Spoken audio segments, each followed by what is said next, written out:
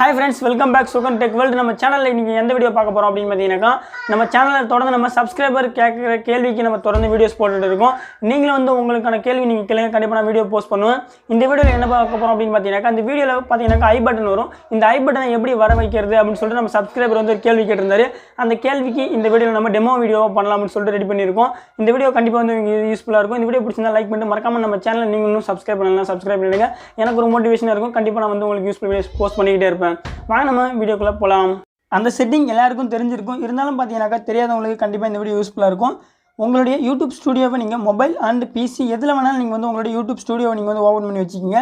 Open பண்ணி வச்சிட்டு என்ன பண்றீங்க அப்படினு பாத்தீங்கன்னா நீங்க வீடியோஸ் அப்லோட் பண்ணும்போதே வந்து உங்களுக்கு ஏற்கனவே எண்ட் கார்டு அப்படின்ற மாதிரி வந்து இடத்துல இருக்கும். அதை நீங்க கிளிக் பண்ணலே போதும். அதுல வந்து டைட்டில் கார்டு நம்ம வந்து கொடுக்கலாம். ஏற்கனவே நீங்க வீடியோ அப்லோட் பண்ணிட்டீங்கன்னா நீங்க வந்து என்ன பண்றீங்க அப்படினா வீடியோக்கு எடிட் கொடுங்க.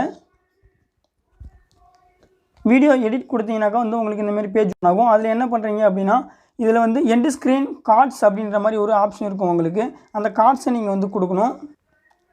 இந்த மாதிரி கார்ட்ஸ் அப்படின்ற ஒரு ஆப்ஷன் இருக்கும். அந்த கார்ட்ஸ் ஆப்ஷனை நீங்கள் வந்து கொடுத்துருங்க.